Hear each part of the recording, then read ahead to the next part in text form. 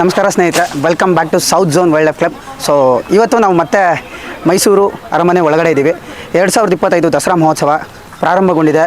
ತುಂಬ ವೈವಿಧ್ಯಮಾನದಿಂದ ನಡೀತಾ ಇದೆ ಹಬ್ಬ ಆಚರಣೆಗಳು. ಪ್ರತಿನಿತ್ಯ ಕ್ರೌಡ್ ಜಾಸ್ತಿ ಆಗ್ತಾಯಿದೆ, ಇನ್ಕ್ರೀಸ್ ಆಗ್ತಾಯಿದೆ. ಸೊ ಇವತ್ತು ಕೂಡ ಮತ್ತೆ ನಾವು ಬಂದಿದ್ದೀವಿ. ಏನಕ್ಕೆ ಬಂದಿದ್ದೀವಿ ಅಂದರೆ, ಏನಪ್ಪ ವಿಶೇಷತೆ ಅಂದರೆ, ಲಾಸ್ಟ್ ಟೈಮ್ ನಾವು ಬಂದಾಗ ಫಸ್ಟ್ ಬ್ಯಾಚಲ್ಲಿ ಬಂದಂಥ 9 ಆನೆಗಳನ್ನ ತೋರಿಸಿದ್ವಿ. ಈ ಸರ್ತಿ ಸೆಕೆಂಡ್ ಬ್ಯಾಚಲ್ಲಿ ಎಕ್ಸ್ಟ್ರಾ ಬಂದಿರುವಂಥ 5 ಆನೆಗಳೇನಿದೆಯಲ್ಲ, ಈ ಆನೆಗಳನ್ನೆಲ್ಲ ಕವರಪ್ ಮಾಡಿಕೊಂಡು ನಿಮ್ಮ ಮುಂದೆ ತಂದಿಡಲಿಕ್ಕೆ ಅಂತ ಬಂದಿದ್ದೀವಿ. ಸೊ ನೋಡೋಣ, ಹೋಗ್ತಾ ನಾನು ಹಿಂದೆ ನೋಡ್ಬೋದು ಸಾಕಷ್ಟು ಆನೆಗಳಿಗೆಲ್ಲ ಸ್ನಾನ ನಡೀತಾ ಇದೆ. ಸೊ ಹೋಗೋಣ, ಮುಂದೆ ಬಾಕಿ ಉಳಿದಿರೋ 5 ಆನೆಗಳನ್ನು ನಿಮ್ಮ ಮುಂದೆ ತಂದು ನಿಲ್ಲಿಸ್ಲಿಕ್ಕೆ ಅಂತ ಬಂದಿದ್ದೀವಿ. ಸೊ ಸ್ನೇಹಿತರೆ, ಎಲ್ಲ ನಮ್ಮ ವೀಕ್ಷಕರಿಗೂ, ಎಲ್ಲ ನಮ್ಮ ಜನಕ್ಕೂ, ಕರ್ನಾಟಕ ಜನತೆಗೂ ಮೈಸೂರು ದಸರಾ 2025 ಶುಭಾಶಯಗಳನ್ನ ಕೋರ್ತಾ ಮುಂದೆ ಕ್ಲಿಪ್ಪಿಂಗ್ಸ್ ತೋರಿಸ್ತೇನೆ. Thank you. ಸ್ನೇಹಿತರೆ, ನೋಡ್ಬೋದು ಲಾಸ್ಟ್ ಟೈಮು ಕೂಡ ನಾವು ನಿಮಗೆ ಪ್ರತ್ಯೇಕವಾದಂಥ ಒಂದು ಜಾಗದಲ್ಲಿ ಆನೆಗಳಿಗೆ ಸ್ನಾನ ಮಾಡಿಸ್ತಾರೆ ಅಂತ ಹೇಳಿದ್ವಿ, ತೋರಿಸಿದ್ವಿ. ಸೊ ಅದೇ ಜಾಗದಲ್ಲಿ ಈ ಸರ್ತಿ ಇದು ಒಟ್ಟೊಟ್ಟಿಗೆ 4 ಆನೆಗಳಿಗೆ ಸ್ನಾನ ಮಾಡಿಸ್ತಾ ಇದ್ದಾರೆ. ಲಾಸ್ಟ್ ಟೈಮ್ ಬಂದಾಗ ಇಂಡಿವಿಜುವಲಾಗಿ ಒಂದೊಂದೇ ಆನೆಗಳನ್ನ ಹೋಗೋದು, ಕರ್ಕೊಂಡು ಬರೋದು, ಹೋಗೋದು, ಸ್ನಾನ ಮಾಡಿಸೋದು, ಈ ಥರ ನಡೀತಾ ಇತ್ತು. ಬಟ್ ಇವತ್ತು ನೋಡ್ಬೋದು, ಇಲ್ಲಿ ಒಟ್ಟೊಟ್ಟಿಗೆ 4 ಆನೆಗಳಿಗೂ ಸ್ನಾನ ಮಾಡಿಸ್ತಾ ಇದ್ದಾರೆ. ಸೊ 2 ಹೆಣ್ಣಾನೆ ಕೂಡ ಮಲಗಿದೆ, ಇಲ್ಲಿ 2 ಗಂಡಾನೆಗಳಿದೆ. ಸೊ ನೋಡ್ಬೋದು ಯಾವ ರೀತಿ ಸ್ನಾನ ಮಾಡಿಸ್ತಾ ಇದ್ದಾರೆ, ಯಾವ ರೀತಿ ಉಚ್ತಾ ಇದ್ದಾರೆ ಅಂಥೇಳಿ. ಸೊ ಮಾವುತರು, ಕಾವಾಡಿ ಮತ್ತು ಅವರ ಹೆಲ್ಪರ್ಸ್ ಯಾರು ಬಂದಿರ್ತಾರೆ ಅವ್ರ ಜೊತೆಲೆಲ್ಲ ಒಟ್ಟಿಗೆ, ಸೊ ಎಲ್ಲರೂ ಸೇರಿ ಒಂದೊಂದು ಆನೆಗಳನ್ನ ಪ್ರತ್ಯೇಕವಾಗಿ ನೋಡಿಕೊಂಡು ಪ್ರತಿನಿತ್ಯ ಇದೇ ರೀತಿ ಒಂದು ಕ್ಲೀನಿಂಗು, ವಾಷಿಂಗ್ ಅನ್ನೋದು ಮಾಡಿ ಪೌಷ್ಟಿಕ ಆಹಾರಗಳನ್ನ ಕೊಟ್ಟು ಈ ದಸರಾ ಜಂಬೂ ಸವಾರಿಯಲ್ಲಿ ಪಾಲ್ಗೊಳ್ಳೋದಕ್ಕೆ, ಆನೆಗಳು ತುಂಬ ಹೆಲ್ದಿಯಾಗಿರೋದಕ್ಕೆ ಇದು ಒಂದು ಬೇಸಿಕ್ ಅಂತ ನಾನು ಹೇಳ್ಬೋದು. ಸೊ ನೋಡ್ಬೋದು ನೋಡಿ, ಶಂಕರಣ ಗೊತ್ತಿಲ್ಲ, ತೊಗೊಳ್ಳಿ ಅದು ಕ್ಲಿಪ್ಪಿಂಗ್ಸ್ ತೊಗೊಳ್ಳಿ. ಇಲ್ಲೇ ಅವರೇ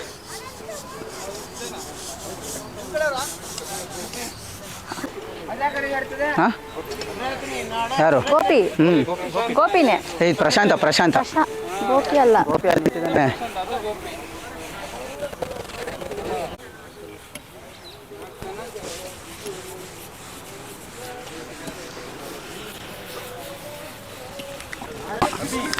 ಗೊತ್ತಾಯ್ತು, ಅದಕ್ಕೆ ನೀವು ಈ ಕಡೆ ಬರಲಿ ಮಾತಾಡ್ಸೋಣ ಸುಮ್ಮನೆ ಇದೆ. ಸರಿ,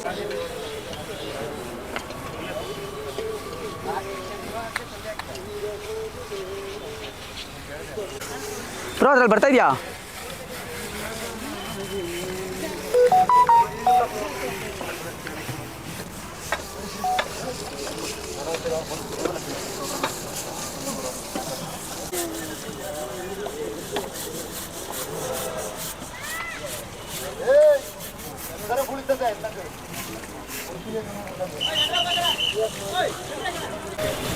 ಸೊ ಸ್ನೇಹಿತರೆ, ಇವತ್ತು ನಾವು ಮಿಕ್ಕಿರುವಂಥ ಬಾಕಿ ಉಳಿದಿರುವಂಥ 5 ಆನೆಗಳನ್ನ ಏನು ತೋರಿಸ್ಲಿಕ್ಕೆ ಬಂದಿದ್ದೀವಲ್ಲ.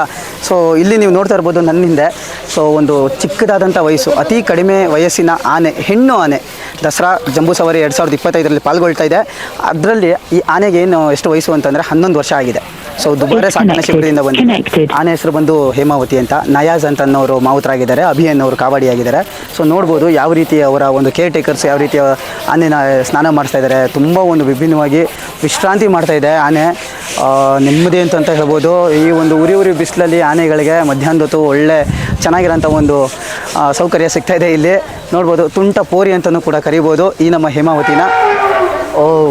ಓಹೋ, ನೋಡಿ ಆನೆಗಳ ಸದ್ದು ಗದ್ದಲ ಹೇಗಿದೆ. ಮೈಸೂರು ಪ್ಯಾಲೇಸ್ ಒಳಗಡೆ ಜಗಮಗಿಸ್ತಾ ಇದೆ ಆನೆಗಳೆಲ್ಲ ಇಲ್ಲಿ ಸೇರಿಕೊಂಡು. ಸೊ ನೋಡ್ಬೋದು,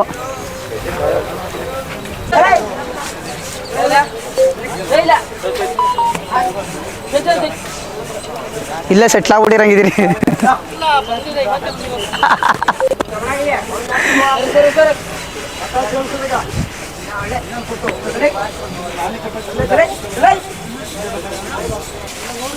ಏನು ಅಲ್ಲಾಡ್ತಾನೆ ಹೇಳ್ಬೇಕು. ಅಣ್ಣ ನಮಸ್ತೆ, ಆಯ್ತಾ ಊಟ ಎಲ್ಲ?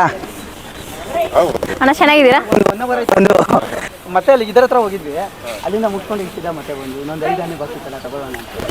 ನಮ್ಮಿಂದ ಇರೋದು ಕಾವೇರಿ ಆನೆ, ದುಬಾರಿ ಶಿಬಿರದಿಂದ ಬಂದಿದ್ದಾಳೆ. 45 ವರ್ಷದ ಆನೆ ಇವಳು. ಮಾವುತರು JD ಡೋಬಿ ಅಣ್ಣ ಅಂತ, ಹಾಗೂ ಕಾವಾಡಿಗರು ಸಂಜನ್ ಅಂತ. ಸೊ ನಮಸ್ತೆ ಸ್ನೇಹಿತರೆ, ಇವತ್ತು ನೀವು ನೋಡ್ತಾ ಇರ್ಬೋದು ಹಿಂದೆ ನಿಂತಿರುವಂಥ ಆನೆ ಏನಿದೆಯಲ್ಲ, ಸೊ ಕಾವೇರಿ ಅಂತ ಹೆಣ್ಣಾನೆ. ಸರಾಸರಿ ಒಂದು 45 ವರ್ಷದ ಹೆಣ್ಣಾನೆ ಆಗಿದೆ. ಸೊ ದುಬಾರೆ ಎಲಿಫೆಂಟ್ ಕ್ಯಾಂಪಿಂದ ಬಂದಿದ್ದಾರೆ, ಅಂದರೆ ದುಬಾರೆ ಸಾಕಣೆ ಶಿಬಿರದಿಂದ ತಂದಿದ್ದಾರೆ. ಸೊ ಈಕೆಯ ಒಂದು ಹೈಟ್ ಬಂದು 2.50 ಮೀಟರ್ ಅಂತ ಹೇಳ್ಬೋದು. ಮತ್ತು ಈಕೆಯ ವೆಯ್ಟ್ ಬಂದು ಒಂದು 3500 kg ತೂಕ ಹೊಂದಿದ್ದಾಳೆ. ಈ ವರ್ಷದ ದಸರಾ ಒಂದು ಜಂಬೂ ಸವಾರಿ ಬಂದಾಗ ತೂಕ ಹಾಕಿರುವಂಥ ಲಿಸ್ಟಲ್ಲಿ ಫಸ್ಟ್ ಬ್ಯಾಚಲ್ಲೇ ಬಂದಿದ್ದಾಳೆ. ಸೊ ತುಂಬ ಮುದ್ದಾಗಿದ್ದಾಳೆ. ನಾವು ಕೂಡ ದುಬಾರೆ ಕ್ಯಾಂಪ್ ವಿಸಿಟ್ ಮಾಡಿದಾಗ ನೋಡಿದ್ವಿ ಈಕೆನ. ತುಂಬ ಆಕರ್ಷಕರಾದಂಥ ಒಂದು ಹೆಣ್ಣಾನೆ ಕೂಡ ಅಂತಲೂ ಹೇಳ್ಬೋದು. ನೋಡಿ ಎಷ್ಟು ಅಂತ.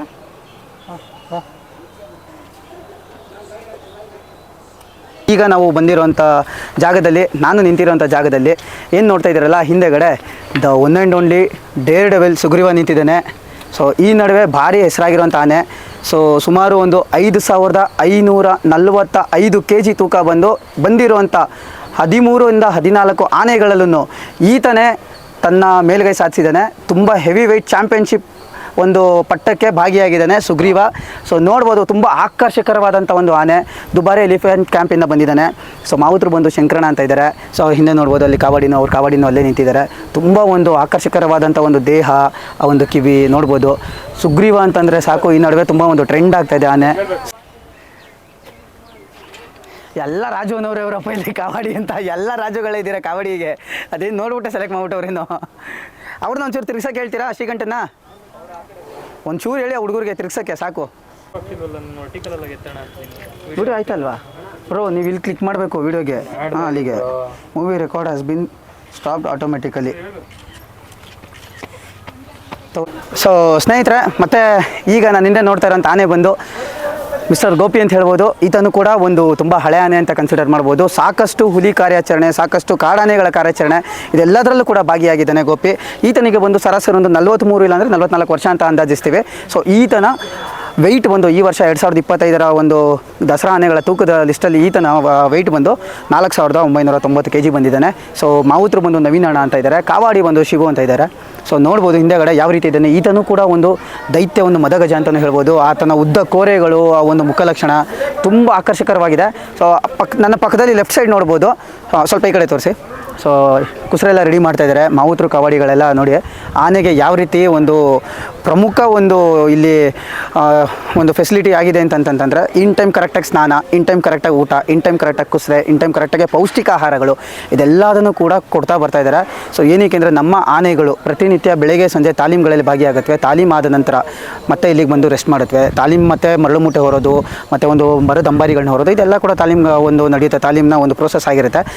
ಇದೆಲ್ಲ ಆದ ನಂತರ ನವರಾತ್ರಿ ಪ್ರಾರಂಭ ಆಯಿತು ಅಂತಂದರೆ ವಿಶೇಷವಾದಂಥ ಪ್ರೋಗ್ರಾಮ್ಗಳು, ಕಾರ್ಯಕ್ರಮಗಳು ಇವೆಲ್ಲ ನಡೀತಾ ಹೋಗುತ್ತೆ. ಯುವ ದಸರಾ, ಮೈಸೂರು ದಸರಾ ಅಂತ ಸಾಕಷ್ಟು ಕಾರ್ಯಕ್ರಮಗಳು ನಡೆಯುತ್ತೆ. ಸೊ ಇದೆಲ್ಲ ಮುಗಿತಾ ಇದ್ದಂಗೆನೇ ಒಂದು ಆಯುಧ ಪೂಜೆ ಅಂತ ಒಂದು ಹಬ್ಬ ಬರುತ್ತೆ. ಆಯುಧ ಪೂಜೆ ಆಗಿ ಮಾರನೇ ದಿನವೇ ಸೊ ಆನೆಗಳ ಜಂಬೂ ಸವಾರಿ ಇರುತ್ತೆ. ಸೊ ಈ ಜಂಬೂ ಸವಾರಿಯಲ್ಲಿ ಅಭಿಮನ್ಯು ನೇತೃತ್ವದಲ್ಲಿ ಎಲ್ಲ ಆನೆಗಳು ಕೂಡ ಪಾಲ್ಗೊಳ್ಳುತ್ತವೆ. ಅಭಿಮನ್ಯು ಬಂದು ಚಿನ್ನದ ಅಂಬಾರಿ 750 kg ತೂಕ ಇರುವಂಥ ಚಿನ್ನದ ಅಂಬಾರಿನ ಹೊರತಾನೆ ಅಭಿಮನ್ಯುಗೆ ಸಾಥ್ ಕೊಡುವಂಥ ಮಿಕ್ಕಿದೆಲ್ಲ 13 ಆನೆಗಳು ಕೂಡ ಇಲ್ಲಿದೆ. ಸೊ 2 ಎಪಿಸೋಡಲ್ಲೂ ಕೂಡ ನಾನು ನಿಮಗೆ ನಮ್ಮ south zone wildlife club ಅವರೆಲ್ಲರೂ ಕೂಡ ಬಂದು ಪ್ರತಿಯೊಂದು ಆನೆಗಳನ್ನ ವೀಕ್ಷಣೆ ಮಾಡಿ ಎಲ್ಲ ಆನೆಗಳ ಬಗ್ಗೆನೂ ನಿಮಗೆ ಡೀಟೇಲಾಗಿ ಇನ್ಫಾರ್ಮೇಷನ್ ಕೊಟ್ಟಿದ್ದೀವಿ. ಆನೆ ಹೈಟು, ವೆಯ್ಟು, ಮಾವುತರು, ಕಾವಡಿಗಳ ಹೆಸರು ಸಮೇತ ಕೊಟ್ಟಿದ್ದೀವಿ. ಸೊ ಈ ಕೂಡಲೇ ಇನ್ನೂ ಯಾರೂ ಕೂಡ ನೀವು ಸಬ್ಸ್ಕ್ರೈಬ್ ಮಾಡ್ಕೊಂಡಿಲ್ಲ, ಫಾಲೋ ಮಾಡ್ತಾ ಇಲ್ಲ ಅಂತಂದ್ರೂ ಇನ್ಸ್ಟಾಗ್ರಾಮಲ್ಲಿ south zone wildlife club ಅಂತ ಇದೆ, ಯೂಟ್ಯೂಬಲ್ಲೂ ಕೂಡ south zone wildlife club YouTube channel ಅಂತ ಇದೆ. ದಯವಿಟ್ಟು ಈ ಕೂಡಲೇ ಹೋಗಿ ಸಬ್ಸ್ಕ್ರೈಬ್ ಮಾಡ್ಕೊಳ್ಳಿ, ಫಾಲೋ ಮಾಡಿ. Thank you so much.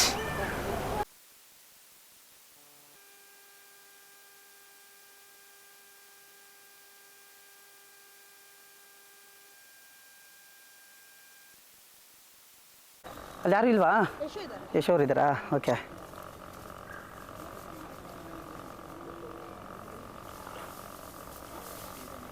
ಎಲ್ಲಿದ್ಯೋ ಇದ್ರೆ ಇವ್ರ ಥರ ನಮ್ಮಿಂದೇ ನಿಂತಿರೋದು ಹೆಸರು ಶ್ರೀಕಂಠ ದತ್ತ ಅಂತ. ಯಾಕಪ್ಪ ಶ್ರೀಕಂಠ ದತ್ತ ಅಂತ ಹೆಸರು ಬಂತು ಅಂದರೆ, ಡಿಸೆಂಬರ್ 10ನೇ ತಾರೀಕು 2013ರಂದು ಮೈಸೂರು ರಾಜ ಆಗಿರುವಂತಹ ಶ್ರೀಕಂಠ ದತ್ತ ನರಸಿಂಹರಾಜ ಒಡೆಯರವರು ದೈವದಿನರಾಗ್ತಾರೆ. ಅದು ಹಾಗೆ 3 ತಿಂಗಳ ನಂತರ ನಮ್ಮ ಹಾಸನ ಜಿಲ್ಲೆಯಲ್ಲಿ ಕ್ಯಾಪ್ಚರ್ ಮಾಡ್ತಾರೆ, ಅಭಿಮನ್ಯು, ಅರ್ಜುನ ಹಾಗೂ ಕೃಷ್ಣ ಕ್ಯಾಪ್ಟನ್ಸಿಯಲ್ಲಿ. ಸೊ ಅವರು ಒಂದು ನೆನಪಿಗೋಸ್ಕರ ಶ್ರೀಕಂಠ ದತ್ತ ಅಂತ ನಾಮಕರಣ ಮಾಡ್ತಾರೆ. 5540 kg ಇದ್ದಾನೆ ಈ ಅಜಾನುಬಾಹು. ನೋಡ್ಬೋದು ಅವನ ಗಾತ್ರ, ಅವನ ದಂತ ಏನು ಆಕಾರ ಇದೆ, ಒಂಥರ ಅಟ್ರಾಕ್ಟಿವ್ ಆಗಿದ್ದಾನೆ. ಮಾವುತರು ಬಂದ್ಬಿಟ್ಟು ಮಾವುತರು ರಾಧಾಕೃಷ್ಣ ಅಂತ, ಹಾಗೂ ಕಾವಾಡಿಗರು ಓಂಕಾರ್ ಅಂತ. ನೀವು ಬನ್ನಿ ಅಲ್ಲೇ ಪಕ್ಕದಲ್ಲೇ, ಅಲ್ಲೇ ನಿಂತ್ಕೊಳ್ಳಿ. ಶ್ರೀಕಂಠ ಸೂಪರ್ ಕಣ. ನನ್ನ ಹಿಂದೆ ನಿಂತಿರೋದು ಆನೆ ಬಂದು ಸೊ ಶ್ರೀಕಂಠ ಅಂತ ಹೇಳ್ಬೋದು. ಸೊ ದೈತ್ಯವಾದಂಥ ಒಂದು ಮದಗಜ ಅಂತ ಕೂಡ ಕನ್ಸಿಡರ್ ಮಾಡ್ಬೋದು. ಮತ್ತಿಗೋಡು ಸಾಕಣೆ ಶಿಬಿರದಲ್ಲಿ ಇವನು ಒಂದು ವಾಸಿಸ್ತಾ ಇರುವಂಥ ಜಾಗ ಆಗಿದೆ.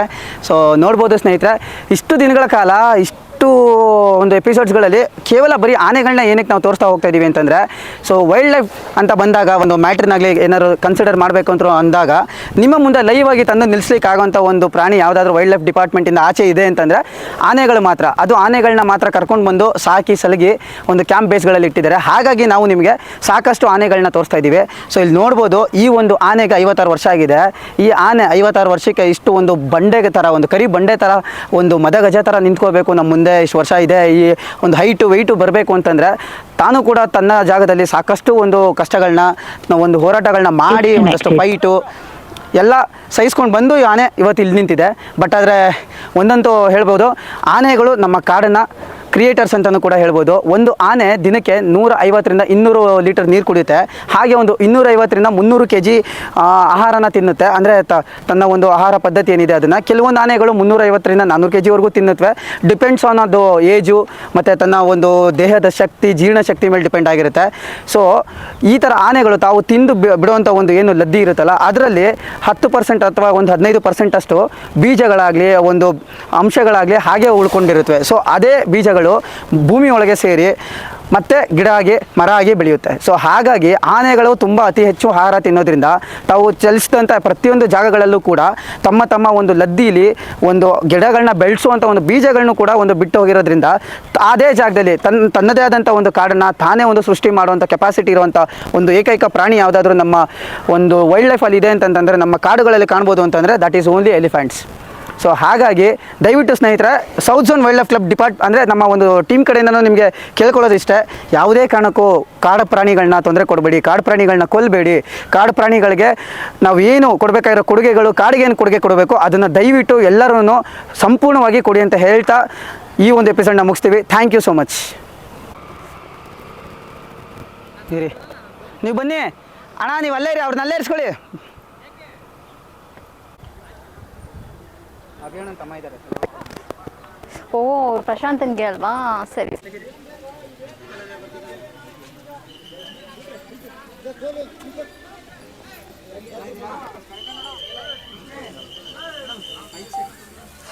ಮೇಡಮ್ ನೀವು ಬಂದು ನಿಂತ್ಕೊಳ್ಳಿ, ಹಂಗಾಗಲ್ಲ ಬ್ರದರ್. ಇವಾಗ ಏನು ಮಾಡಬೇಡಿ, ಈಗಲೇನು